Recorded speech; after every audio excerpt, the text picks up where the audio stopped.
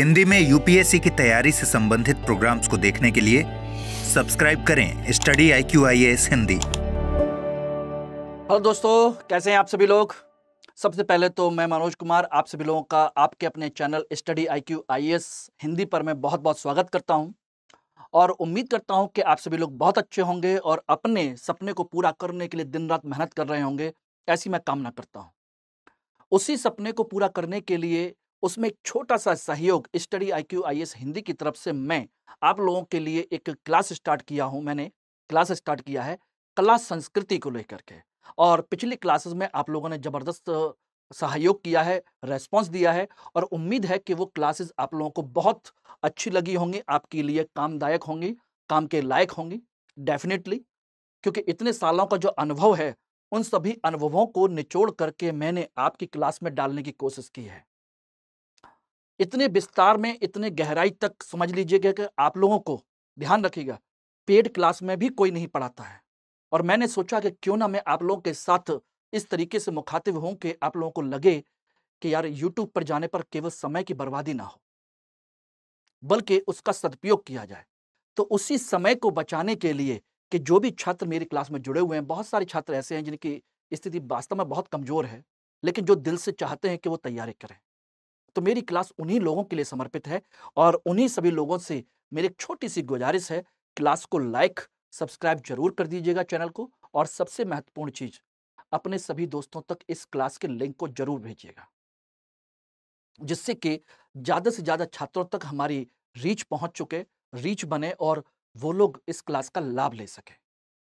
ध्यान रखना दोस्तों, एक चीज ध्यान रखना, जितनी अच्छी चीजें आप दूसरों के भलों के लिए करेंगे, समझ लिए उतनी ही दुआएं आपके लिए काम आएंगी। और वो जो दुआएं होती है ना बेटा, वो दिखाई नहीं देती हैं, लेकिन कहीं ना कहीं आपके भाग्य का हिस्सा बन करके, जैसे कहते हैं ना भाग्य क्या होता है, भाग्य का हिस्सा बन करके आपके साथ कब काम आती हैं कोई नहीं जानता। ये एक कहा जाए कि मानसिक स्थिति है। उसी क्रम में आज हम लोग भारतीय कला संस्कृति के अंतर्गत हम लोग आज बात करने वाले हैं कला के रूप को लेकर के। कला क्या होती है? मैंने पहली क्लास में आप लोगों को 3 चीजों के बारे में चर्चा की थी। भारतीय इतिहास के संदर्भ में कला संस्कृति की जब सिलेबस में मैं चर्चा कर रहा था, तो मैंने 3 चीजों के बारे में डिस्कस किया था, सभ्यता, संस्कृति और कला। उसके बाद दूसरी क्लास में कल मैंने चर्चा की थी कि सभ्यता और संस्कृति में क्या अंतर होता है, उसके बारे में मैंने चर्चा की थी। ठीक है ना? आज हम बात कर रहे हैं कला को लेकर के। आखिर कला क्या होती है? कला सभ्यता का हिस्सा होती है या संस्कृति का हिस्सा होती है? किसका हिस्सा होती है? किससे जुड़ी हुई है? ध्यान रखना दोस्तों, कला मूलतः एक भौतिक निर्माण है, मूलतः सभ्यता का हिस्सा होती है, लेकिन यह संस्कृति से भी जुड़ी होती है। ऐसा नहीं है कि संस्कृति से जुड़ी नहीं है, बल्कि सभ्यता और संस्कृति दोनों से इसका जुड़ाव है। कला मूलतः भौतिक निर्माण है, भौतिक विकास है, क्योंकि इसमें कौशल की, विशेषज्ञता की, मानसिक क्षमता की जरूरत पड़ती है। लेकिन साथ के साथ कला पीढ़ी दर पीढ़ी परंपराओं के रूप में भी चली आती है, इसमें भी कोई शक नहीं है।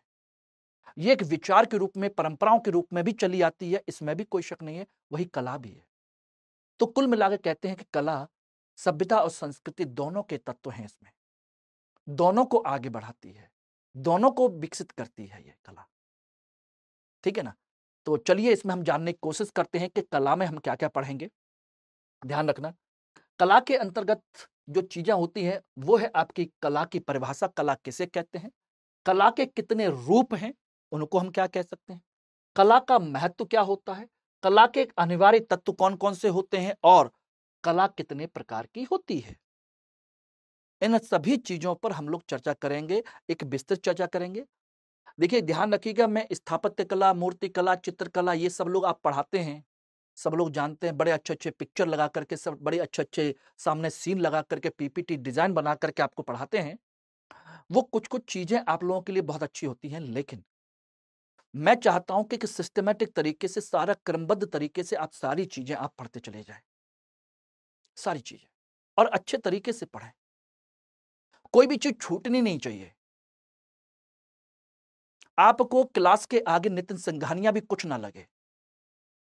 जितनी भी बाजार में कला संस्कृति किताबें घूम रही हैं, बिक रही हैं, जो आप लोगों के पास हैं, मैं चाहता हूं कि वो भी आप लोग कहें कि सर, जो आपने पढ़ाया इन किताबों में भी उतना नहीं है। अब बताइए क्या करें? मैं वही चाहता हूं, मैं वही चाहता हूं। जब आप एग्जामिनेशन हॉल में बैठें और क्वेश्चन, चाहे प्री का हो, मेंस का हो या इंटरव्यू में पूछा जाए, क्वेश्चन सुनने के बाद, देखने के बाद मेरा चेहरा आप लोगों को याद आना चाहिए। बस मेरा चेहरा, मेरी क्लास सोच करके आपके चेहरे पर मुस्कुराहट आनी चाहिए। वही मेरी सफलता होगी, वही मेरी सफलता है। बस उसी के लिए काम कर रहा हूं। तो प्लीज सभी लोग इसको लाइक और सब्सक्राइब और शेयर जरूर कर दीजिएगा। फिर हम लोग आगे बढ़ते हैं। चलिए, सबसे पहले हम बात करते हैं कला की परिभाषा। कला होती क्या है?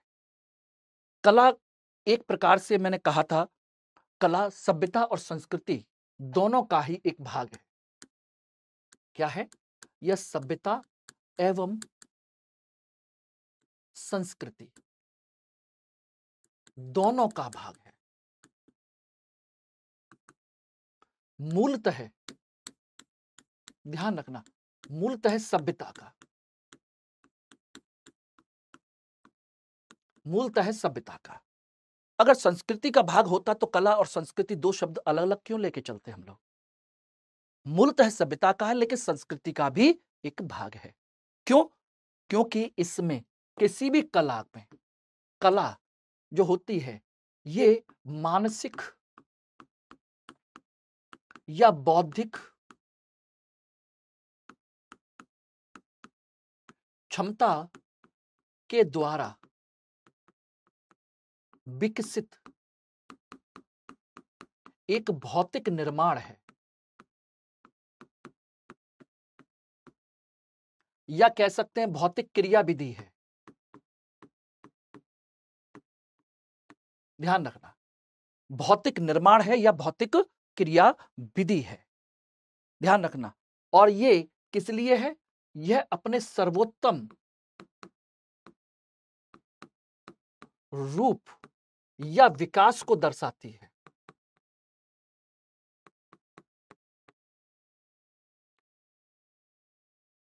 सर्वोत्तम रूप या सर्वोत्तम विकास को दर्शाने का काम करती है। हालांकि ध्यान रखना, कला की कोई निश्चित परिभाषा नहीं है, लेकिन फिर भी कला है, फिर भी कला है। मैं अच्छा पढ़ाता हूं, यह कला है। आप अच्छा गाते हैं, यह कला है। आप बहुत अच्छी कहानियां सुनाते हैं, यह कला है। बहुत एक अच्छा चुटकुला सुनाते हैं, बहुत अच्छी कला है। और बहुत सारे टीचर बहुत अच्छा मोटिवेट करते हैं, वह भी एक कला है। बहुत अच्छे चुटकुले सुनाते हैं, वह भी एक कला है। सबको हंसाते हैं, सबको बांध के रखते हैं, यह एक कला है। यानी कला किसी भी रूप में हो सकती है। और ध्यान रखना, यह भौतिक विकास ही है, भौतिक क्रियाविधि है, जिसमें हम अपने मानसिक क्षमताओं का, अपनी बौद्धिक क्षमताओं का उपयोग करते हैं। कुछ भी करिए, एवरीथिंग, जिसमें हम अपनी विशेषज्ञता का उपयोग करते हैं, अपने सर्वोच्च सबसे अच्छे रूप का विकास करते हैं, उस सबसे अच्छे रूप का उपयोग करते हैं। ठीक है ना? यह है, यानी कुल मिलाकर कह सकते हैं कि एक कृत्रिम निर्माण है। मानसिक कौशल का इसमें उपयोग किया जाता है, बौद्धिक क्षमता का उपयोग किया जाता है। यानी कि यह मनुष्य की रचनात्मकता और उसकी सृजनात्मकता को दर्शाता है। ध्यान रखना, यह क्या दर्शाता है? यह मनुष्य की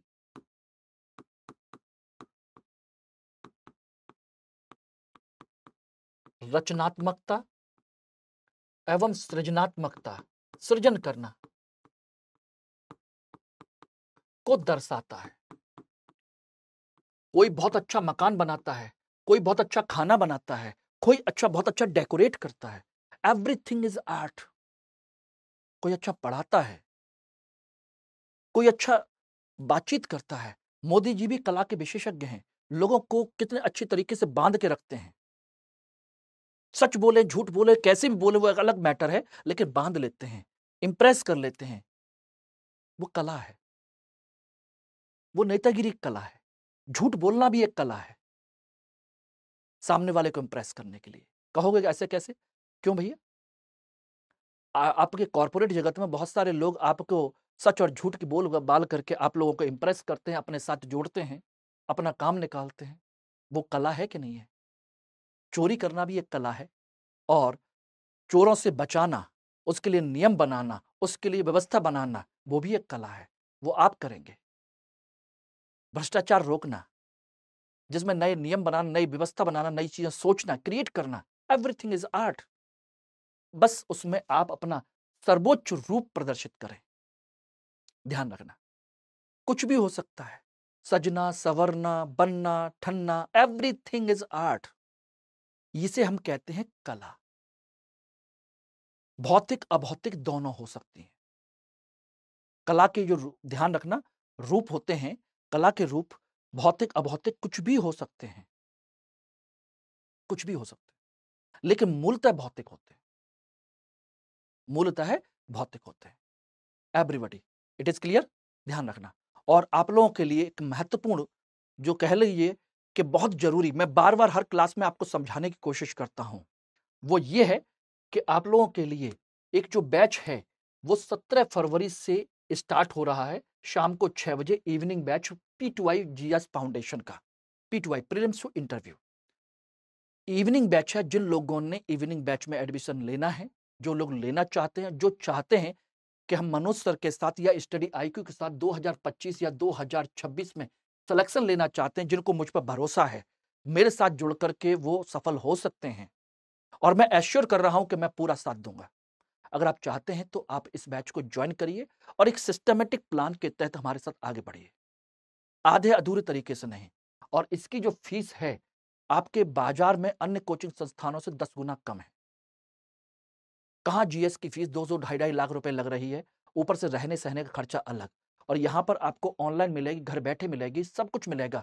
जो बड़ा इंस्टीट्यूट भी आपको, तथाकथित जो बड़ा इंस्टीट्यूट है, वो भी आपको नहीं दे सकता, मात्र 24,999 में। लेकिन ये तब मिलेगा जब आप MK लाइव कोड यूज करेंगे, और मेरे साथ जुड़ना चाहते हैं तो इस कोड को यूज करिए, और कोड यूज करके आप बैच को ज्वाइन करिए और सिस्टमेटिक तरीके से अपने पूरे प्लान के तहत आगे बढ़िए।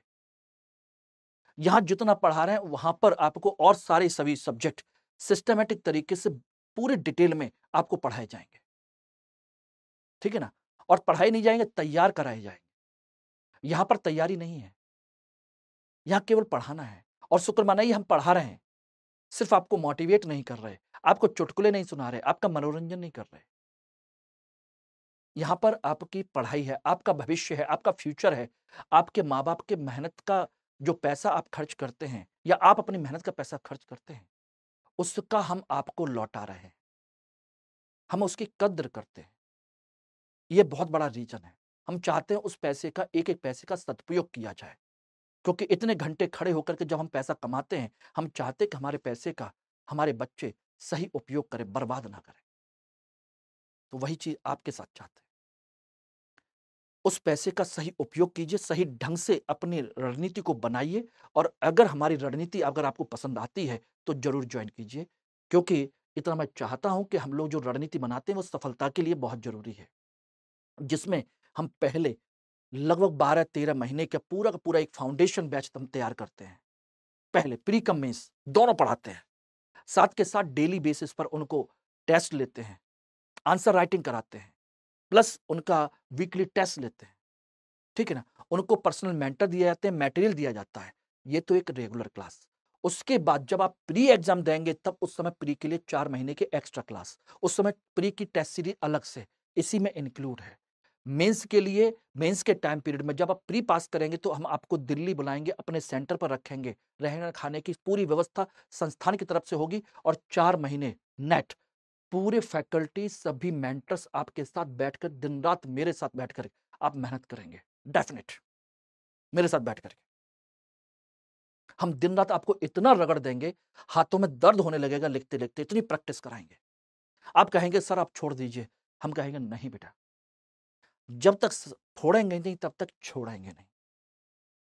वो हमको करना है और वो आपसे करवाना है, ये ध्यान रखना। बस हम वेट कर रहे हैं, आप प्री पास करें, हमारे पास आए। लेकिन उसके लिए भी आपको पहले फाउंडेशन तैयार करना पड़ेगा, प्री के लिए अलग से फिर तैयारी करनी पड़ेगी, वो हम करवाएंगे। तो इसलिए देर मत कीजिए, जितना जल्दी करेंगे उतना आप लोगों के लिए बेहतर है। लेकिन इस कोड को यूज करना मत भूलिएगा, ठीक है ना। ये इसका पर्पस सिर्फ इतना ही है कि हम आपके साथ अटैच्ड हैं, बस। और कोई भी डाउट हो तो आप तीनों में से हम मुझे कहीं पर भी ज्वाइन कर सकते हैं, ठीक है ना। टेलीग्राम, इंस्टाग्राम, मेल आईडी, मुझे मेल कर सकते, कोई भी चीज हो। और इसका मटेरियल वगैरह, क्लास का मटेरियल या कोई भी कंटेंट चाहिए तो आप मुझे टेलीग्राम पर ज्वाइन कर लीजिए। लेकिन इस कोड को जरूर यूज कीजिएगा, चाहे आप मटेरियल खरीदें, किताब खरीदें या कोई भी कोर्स खरीदें, ऑप्शनल सब्जेक्ट, स्टेट पीसीएस का, यूपीएससी का या जुडिशरी का कोई भी कोर्स परचेज करें या किसी और को परचेज करवाएं, तो भी आप इस कोड का यूज करवाना मत भूलिएगा। आराम से इसको करवाइए और मेरे साथ रह करके अपनी तैयारी को अंतिम चरण तक लेकर के जाइए। और ये टेलीग्राम बार कोड, जिसके थ्रू आप मुझसे कनेक्ट हो सकते हैं, ठीक है ना। अब कला के रूपों की हम बात करें तो कला के रूप हम प्राचीन समय में और वर्तमान समय में हम लोग देख सकते हैं। प्राचीन मान्यता के अनुसार और आधुनिक मान्यता के अनुसार इनके अलग अलग रूप हैं। प्राचीन मान्यता में देखा जाए तो आपने एक नाम सुना होगा, बहुत अच्छी किताब थी क्या मतलब है, वात्स्यायन की कामसूत्र। ये वात्स्यायन है, आप में से बहुत सारे छात्र जानते होंगे कामसूत्र। कुछ जाने ना जाने लेकिन कामसूत्र के बारे में जरूर जानते हैं कि यह किस तरह की किताब है। लेकिन आपको बता दें, कामसूत्र केवल काम की या सेक्स की किताब नहीं है। कामसूत्र काम के संदर्भ में, कर्म के संदर्भ में 64 कलाओं के बारे में जानकारी दी गई है। कितनी? 64 कलाओं के बारे में, हर कला के बारे में जानकारी है इसमें 64 कलाओं की जानकारी है, 64 कलाओं की। यानी कि एक स्त्री को अपने पति को रिझाने के लिए उसकी एक स्त्री को कौन कौन सी कलाएं आनी चाहिए, श्रृंगार कला, ठीक है ना, पाक कला, नृत्य कला, संगीत कला, चित्रकला, ऐसे बहुत सारी कलाओं के बारे में जानकारी है। ये इन 64 कलाओं के बारे में जानकारी दी गई है। उन्हीं में से एक कला जिसको आप लोग बदनाम कर रखे हैं कामसूत्र के संदर्भ में, ऐसा नहीं है, ठीक है ना।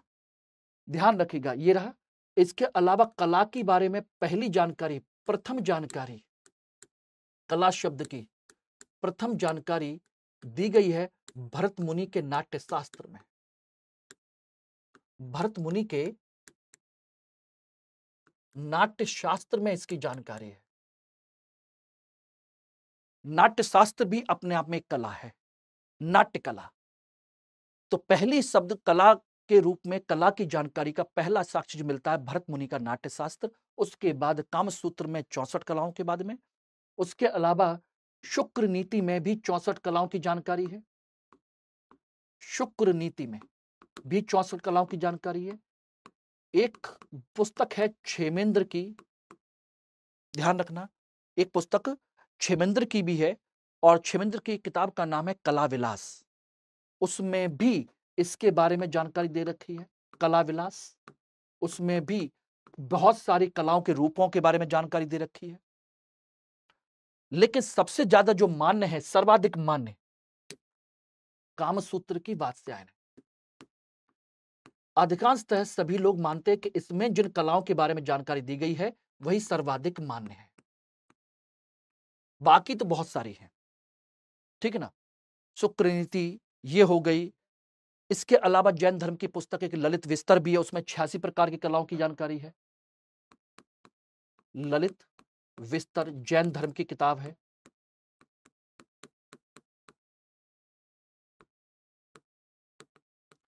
इसमें 86 प्रकार की कलाओं की जानकारी।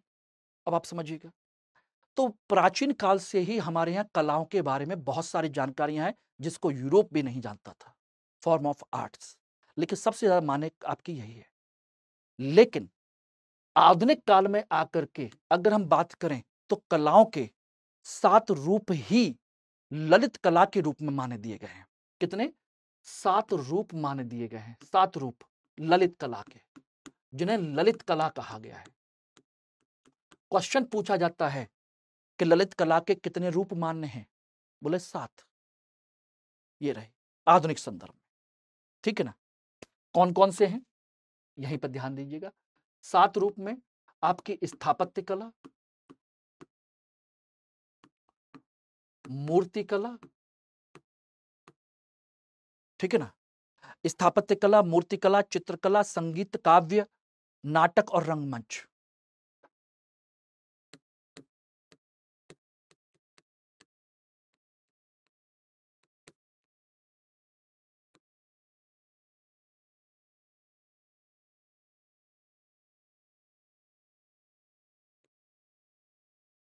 ये ललित कला के रूप बताए गए हैं और ये प्राचीन समय में हमारे यहाँ जो प्रचलित थे उनके रूप बताए गए। कला के कितने रूप हैं? Everybody, it is clear? समझ में आ गया कितने रूप हो गए? अब तो नहीं भूलेंगे कि कहां से कितने रूप हैं, क्या हैं। और कामसूत्र, बादशाहन की कामसूत्र को केवल आप अपने सेक्सुअल एजुकेशन या सेक्सुअल संदर्भ मत समझिएगा बेटा। इसके बहुत सारे कला हैं। पाक कला यानी खाना बनाने की कला। कहते हैं कि अगर इस स्त्री को पुरुष के दिल तक पहुंचना है तो उसका रास्ता पेट से होकर गुजरता है। इसका मतलब क्या है? अच्छा खाना। अच्छा खाना बना के देंगे जब पति जो है, जब घर आता है थक हार करके, काम करके, और उसको अगर अच्छा खाना मिल जाता है, अच्छे तरीके से सजा हुआ खाना मिल जाता है, अच्छा खाना मिल जाता है, स्वादिष्ट खाना मिल जाए, उसको मन को तृप्ति हो जाती है, दिन भर की थकान खत्म हो जाती है। उसी में उसका एक रूप, एक कला ये भी है श्रृंगार कला। अगर पत्नी सुंदर तरीके से बन ठन करके उसके सामने रहती है, अच्छी लगती है, सुंदर दिखती है, तो उसका मन प्रसन्न होता है। ये उस समय के हिसाब से है। ठीक है ना? बता दी, बाकी आपकी इच्छा है। आप खुद सोचिएगा, आप क्यों बनते ठनते हैं? क्यों इतने सस्ते समरते हैं? किसी ना किसी को दिखाने के लिए ना। अगर किसी को दिखाना ना हो तो इतने अच्छी-अच्छी ड्रेस क्यों पहनना? इतना मेकअप क्यों करना? किसी अपने को दिखाने के लिए ना। किसी अपने को नहीं तो किसी दूसरे को रिझाने के लिए। यही तो कला है। ठीक है? चलिए, समझदार हैं। ज़्यादा मुझसे मत कहलवाइए क्योंकि मैं उस तरह का व्यक्ति नहीं हूं जो आपको उसी तरह के मुद्दे पर आगे और डिस्कस करता चला जाऊं। ठीक है ना? चलिए, तो कला के रूप समझ में आ गए। बात आती है कला का महत्व। कला का महत्व क्या है? कला क्यों जरूरी है? क्योंकि कला, ध्यान रखिएगा, हमारी कला जो होती है ये हमारी संवेदनशील बनाती है। क्या बनाती है? हमें संवेदनशील बनाती है। यानी कि हमारी संवेदनाओं को उभारती है, हमारे अनके मन के भाव को बाहर निकालती है, हमें सोचने के लिए मजबूर करती है, हमारी जो इमोशंस हैं उनको हिलाती है। ठीक है ना? दूसरा, यह हमारी जो अभिरुचि होती है, अभिरुचि जिसे हम क्या कहते हैं? हॉबी। हॉबी अभिरुचि को एक दिशा देती है, दिशा देती है। हमें खाना बनाना अच्छा लगता है तो क्यों ना उसी को और अच्छा तरीके से प्रेजेंट किया जाए कि वो भी एक कला बन जाए। ठीक है ना? तीसरा क्या करती है कला? यह पीढ़ी दर पीढ़ी ज्ञान को आगे बढ़ाती है।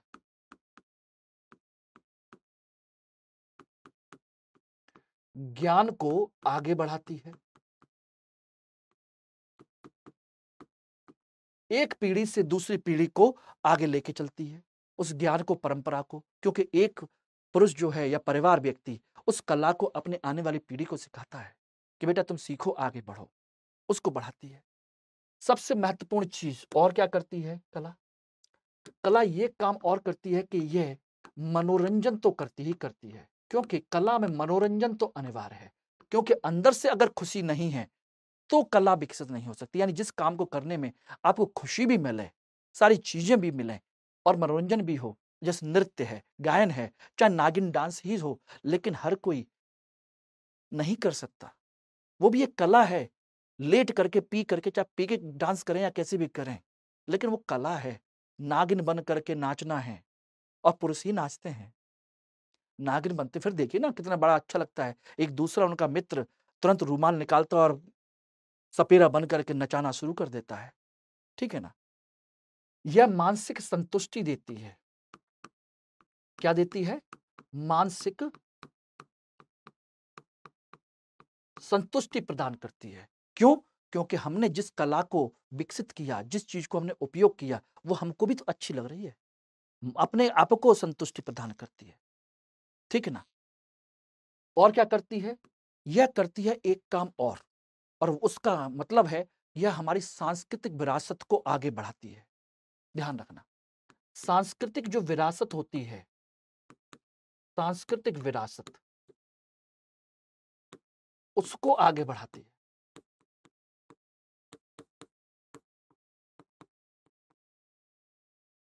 बढ़ाती है सांस्कृतिक विरासत को।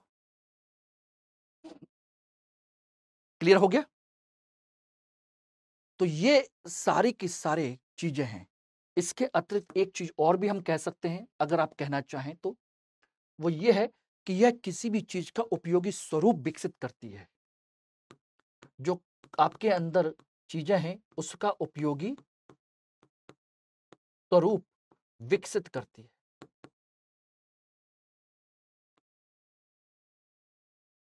है कि नहीं? यही है। तो कुल मिला के कह सकते हैं कि कला का यह महत्व है। इसीलिए कला हमारे जीवन का एक अनिवार्य हिस्सा है और होना चाहिए। हमें कोई ना कोई कला जरूर आनी चाहिए। बस अब नहीं आती है तो पहचानिए, यूपीएससी के इंटरव्यू में एक हॉबी आपसे जरूर पूछी जाती है कि एक हॉबी तो कम से कम होगी, कुछ ना कुछ तो अच्छा लगता होगा, उसके बारे में कुछ तो करो, कुछ तो जानो, ठीक है ना? अब कला के तत्व क्या होते हैं उसको समझने की जरूरत है। कला के तत्व, कला के तत्व मत कहिए, कला के अनिवार्य तत्व कहिए। कला के अनिवार्य तत्व, कला को उभारने के लिए जो अनिवार्य तत्व होते हैं वो कौन कौन से तत्व होते हैं? ये 4 तत्व होते हैं और इन 4 तत्वों में से कोई भी एक तत्व अगर मिसिंग है तो उस समय में वो कला विकसित नहीं होगी। हमें कोई भी कला हो उसके लिए हमें क्या चाहिए? संसाधन चाहिए ही चाहिए। पर्याप्त मात्रा में संसाधन चाहिए। अगर आपको एक अच्छा मकान बनवाना है तो अच्छे मकान के लिए जितने भी संसाधन चाहिए, वो नेचुरल सी बात है, वो सारे संसाधन आपके पास चाहिए, रुपया पैसा से लेकर के, मटेरियल से लेकर के, एवरीथिंग। दूसरा, जैसा आप बनवाना चाहते हैं वैसी उसकी अपनी अभिरुचि भी होनी चाहिए। अगर आपकी अभिरुचि मकान बनाने में नहीं है, चित्रकला बनाने में है, तो मकान अच्छा कैसे बनवा लोगे? आपको मजा ही नहीं आएगा। यानी कि जिस कला को आप विकसित करना चाहते हैं उस कला में आपकी अभिरुचि होनी चाहिए। शाहजहां ने ताजमहल बनवाया क्योंकि उसकी वही अभिरुचि थी, उसने कोई चित्रकला नहीं बनाई। अभिरुचि होनी चाहिए, संसाधन भी होनी चाहिए, अभिरुचि। तीसरी चीज है कौशल, यानी कि उस समय आपके कुशल श्रमिक होने चाहिए, कुशल श्रम होना चाहिए, चाहे आप स्वयं हो या कोई अन्य हो। आपके अंदर स्वयं क्या होने चाहिए? आपके अंदर जो इस कला को विकसित कर रहा है उसके अंदर स्वयं अभिरुचि होनी चाहिए। मेरा इंटरेस्ट ही नहीं है उस काम में तो मैं कैसे अच्छा कर सकता हूं? 3 इडियट देखिए ना, वो एक अच्छा वाइल्ड लाइफ फोटोग्राफर बन सकता है। फरहान कुरैशी इंजीनियरिंग तो जबरदस्ती करने आ गया, अभिरुचि थी ही नहीं। कभी कभी अभिरुचियां पैदा की जा सकती हैं, अगर नहीं है तो पैदा की जा सकती हैं, ऐसा नहीं है, ठीक है ना? कुशल श्रम चाहिए और चौथा चाहिए शांतिपूर्ण वातावरण। कला के विकास के लिए शांतिपूर्ण वातावरण चाहिए। युद्ध के मैदान में या लड़ाई झगड़े के माहौल में या यहां पर संघर्ष हो, मानसिक संतुष्टि ना हो, मानसिक स्तर पर आप बिल्कुल शांत ना हो, तो वहां कोई कला का विकास नहीं हो सकता। अकबर ताजमहल क्यों नहीं बना पाया? क्यों? क्योंकि लगातार वो युद्ध कर रहा था। ऐसा नहीं था कि उसके पास पैसे नहीं थे, ऐसा नहीं था कि उसके पास अभिरुचि नहीं थी, ऐसा नहीं है कि कौशल नहीं होगा, लेकिन नहीं कर पाया। शांतिपूर्ण वातावरण नहीं था। लेकिन शाहजहां के समय में शांतिपूर्ण वातावरण भी था, कौशल भी था, अभिरुचि भी थी और संसाधन भी थे। चारों चीजें थी। जहांगीर के समय में केवल चित्रकला का विकास हुआ। क्यों? ऐसा नहीं कि संसाधन नहीं थे, संसाधन थे, कौशल भी था, शांतिपूर्ण वातावरण भी था, लेकिन खुद की अभिरुचि कहीं और थी। उसने चित्रकला को बढ़ावा दिया। तो जिस शासक के समय में, जिस शासन काल में या जिस व्यक्ति के अंतर्गत ये चारों चीजें होती हैं, तभी कला विकसित होती है। आप अपने घर में अच्छा कविता रखना चाहते हैं, कोई अच्छी कहानी लिखना चाहते हैं या अपनी कला को विकसित करना चाहते हैं, घर के अंदर, अगर आपके घर के अंदर सोचिएगा महाभारत का युद्ध चलता हो तो कुछ नया विकसित कर सकते हो? नेवर। पढ़ाई कर सकते हो? नहीं। अगर आपके पास या किसी समाज में किसी समय में अच्छे कौशल युक्त श्रमिक ना हो तो ताजमहल कौन बनाएगा? नहीं बना सकते। हमारी खुद का इंटरेस्ट भी तो होना चाहिए, वरना हम जैसे छोड़े, हाँ ठीक है बना दो जैसा बनाना है। तो वो मिस्त्री-विस्त्री लोग वैसे ही बना के चले जाएंगे। और ताजमहल को देखेंगे तो एक बेहतरीन नमूना है कि कितनी ऊंचाई, कितनी चौड़ाई, कितना आगे, कितना पीछे, साइड में व्हाइट कलर की बिल्डिंग न बनाकर रेड कलर की साइड में बिल्डिंग बनाएगी रिफ्लेक्शन के लिए। चारबाग शैली में भी ताजमहल बीच में नहीं बनाया गया, बिल्कुल कोने पे ले जाकर के डिजाइन चेंज की गई। पार्क जो बनाया गया वो नीचे गहराई में बनाया गया, ऊपर उठा करके ताजमहल बनाया गया, जिससे कि हाइट के अनुसार उसका संतुलित उपयोग हो सके। मॉडल बनाया गया। शाहजहां का अपना खुद का अभिरुचि थी और सब उतने अच्छे कौशल श्रमिक भी थे। उसी तरीके से सोचिएगा, किसी भी काल में चाहे मंदिर का निर्माण हुआ हो दक्षिण भारत में, तंजौर का बृहदेश्वर मंदिर देखिए जाकर के, क्या संतुलन है उसमें, क्या बेहतरीन कलाकारी है। ये सब चीजें निर्भर करती हैं इन सारी चीजों पर। जिस समय में जैसा वातावरण होता है, जैसा कौशल होता है, जैसी अभिरुचि होती है, जैसे संसाधन होते हैं, कला का वैसा ही रूप विकसित होता है, वैसा ही रूप विकसित होगा किसी भी समय में। सिंधु घाटी सभ्यता चले जाइए, अलग ही कला है वहां। वैदिक काल में कुछ नहीं मिलता, ये है। और कला के प्रकार ये रहे। ये मैंने आपको पहले ही दिन बताए थे। कला के प्रकार दो तरह के होते हैं, एक दृश्य कला और एक निष्पादन कला। दृश्य कला जिसको हम देखते हैं, एक बार उपयोग करते हैं, एक बार निर्माण होता है, एक बार निर्माण होता है और ये दिखाई देती है, हमेशा के लिए स्थिर होती है। और निष्पादन कला हर बार क्या होता है, इसको परफॉर्म करना पड़ता है, नया करना पड़ता है, बार बार इसको परफॉर्म करना पड़ता है। इसको निष्पादन कला कहते हैं। और इन सब के बारे में मैं आपको बता चुका था। दृश्य कला के ये सारे के सारे रूप हैं। अब एक एक करके हम इन पर सब पर चर्चा करेंगे। स्थापत्य कला, मूर्ति कला, चित्रकला, हस्तशिल्प, मृदभांड, मुहर, विश्व धरोहर, शिक्षण संस्थान, एक एक करके सारी चीजों पर डिस्कस करते चले जाएंगे, एक एक करके। चाहे क्लास हमारी कितनी भी लंबी क्यों ना चले, मैं पढ़ाऊंगा तो डिटेल में पढ़ाऊंगा, ढंग से पढ़ाऊंगा, A to Z पढ़ाऊंगा। उसी प्रकार से निष्पादन कला, परफॉर्मेंस आर्ट, संगीत, नृत्य, रंगमंच, कठपुतली, भाषा, साहित्य, मार्शल आर्ट, हर बार आपको परफॉर्म करना पड़ता है। ऐसा नहीं कि एक बार मार्शल आर्ट खेल लिए और परमानेंट हो गया, नहीं भाई, जितनी बार खेलना उतनी बार नया बार खेलना पड़ेगा आपको। ये सारी चीजें हैं कुल मिलाकर के। तो कला के विभिन्न रूप, कला की क्या होती है, कला के मूलभूत तत्व क्या होते हैं, कला कितने रूप होते हैं, कला कितने प्रकार की होती है, कला का महत्व क्या है, एवरीथिंग मैंने आप लोगों को डिस्कस कर दिया। अगली क्लास में अब हम कला के विभिन्न रूप, पहले इन पर चर्चा करेंगे, दृश्य कला और निष्पादन कला। उसके साथ में फिर हम स्थापत्य कला, एक एक करके सारी चीजों को उठाते चले जाएंगे और आपकी पूरी तैयारी होती जाएगी। मैं गारंटी दे रहा हूं, बाजार की जितनी भी किताबें ना सब उठा लीजिए। अगर उतने गहराई से, उतने डिटेल में सारी चीजें मिल जाएं तो मेरी क्लास बिल्कुल मत देखिएगा। मैं जो पढ़ाऊंगा इतने डिटेल में पढ़ाऊंगा कि आप लोग कभी सोच नहीं सकते हैं। क्वेश्चन एक बाहर नहीं जाएगा, ना प्री का ना मेंस का, ये मैं आश्वर कर रहा हूं। ठीक है ना? चलिए फिर मिलते हैं आप लोगों से। और किसी तरह का कोई भी कम प्रॉब्लम हो तो आप मुझसे यहाँ कांटेक्ट कर लीजिएगा। लेकिन अगर आप लोग कोई भी कोर्स परचेज कर रहे हैं तो इस कोड को लगाना मत भूलिएगा, इस कोर्स को जरूर लगाइएगा। Thank you very much. Hindi में यूपीएससी की तैयारी से संबंधित प्रोग्राम्स को देखने के लिए सब्सक्राइब करें स्टडी IQ IAS हिंदी।